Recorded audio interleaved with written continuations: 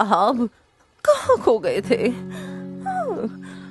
जल्दी करो, कंट्रोल ही नहीं होता। दिन में 10 बार जाना पड़ता है, और तो और गोबर की बदबू, छी छी छी। अब क्या? अब कोई दवाई आपके काम की नहीं। मैंने बोला था डीवॉर्मिंग करा लो, पर मेरी सुनता कौन है?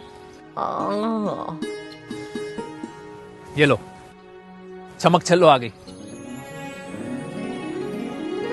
अब वही आपकी अकल ठिकाने लगाएगी। अरे ये क्या, दुकान पे तो हल्ला मचा दिया है। अब कौन सा नया झमेला है? अच्छा, तो ये मामला है। आप लोग मेरे कहने पे वैक्सीनेशन पर तो गए थे, लेकिन डीवॉर्मिंग की बात अनदेखी कर दी थी ना? डीवॉर्मिंग? हाँ, ये कीड़े गांव में दीमक की तरह फैले हुए हैं, और इसी रोग के कारण आपको डायरिया आए दिन होता रहता है। और तो और आपकी दूध की मात्रा में भी कमी हो गई होगी, क्यों? है ना? एक पर्सनल सवाल पूछूं? संभोग करने की इच्छा में भी कमी हो गई है ना? अरे छोड़ो, उसकी तो याद ही मत दिलाओ। संभोग होता भी है तो प्रजनन का तो नामो निशान ही नहीं। पता नहीं क्या हो गया है मुझे। आप सभी के पेट में इस वक्त कीड़े पल रहे हैं, कीड़े। उनको कृमि भी कहा जाता है।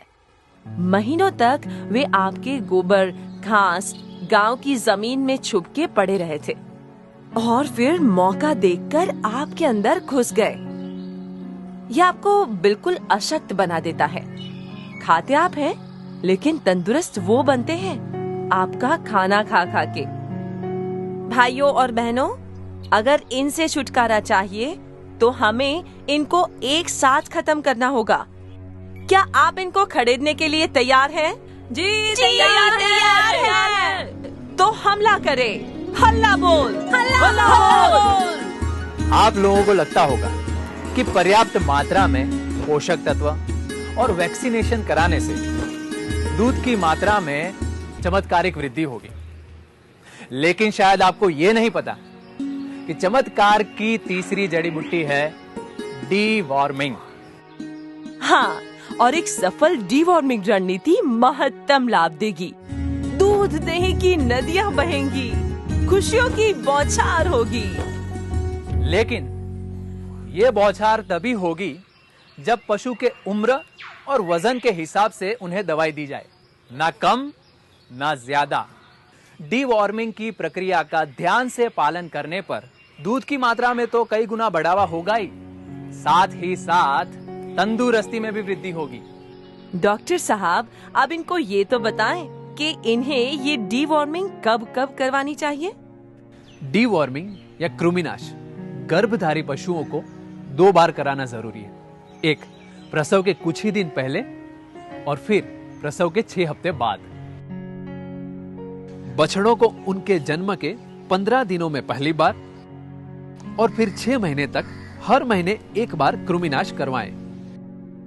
6 महीने के ऊपर के उम्र के पशुओं को साल में 2 बार, एक बरसात के पहले और फिर दूसरी बार बरसात के बाद डीवॉर्मिंग करवाना जरूरी है। वैसे तो पूरे गांव के पशुधन का एक साथ में ही डीवॉर्मिंग कराए तो सबका भला होता है, क्योंकि कीड़े तो साफ हो ही जाते हैं, साथ में कीड़ों के अंडों की संख्या भी घट जाती है। लेकिन डीवॉर्मिंग कराने के बाद भी अगर कोई परेशानी है तो तुरंत ही आपके पशु के गोबर की जांच करवाएं, क्योंकि कृमि अलग अलग प्रकार के होते हैं जो शरीर के अलग अलग अंग जैसे जिगर, आंतों और फेफड़े में जाकर खून चूसते हैं। लेकिन घबराइए मत, इन सभी की दवाइयाँ अब मिल जाती हैं। मुझे पता था कि बछड़े में कीड़े होते और उनका डीवॉर्मिंग करना पड़ता है, लेकिन बड़े पशु में भी कीड़े होते और उसके दूध उत्पादन में कमी होती है, इसकी जानकारी मुझे 1 साल पहले हुई। इस 1 साल के अंदर मैंने मेरे सारे पशुओं का डीवॉर्मिंग करवाया, इसलिए सभी पशुओं की सेहत बहुत अच्छी है और दूध उत्पादन पहले से बढ़कर ज्यादा हो गया है। मैं मेरा नफा बढ़ाने के लिए ये डिवॉर्मिंग समय समय पर करवाता रहूंगा। अब आई बात समझ में? करवाएंगे ना डिवॉर्मिंग सही समय पे?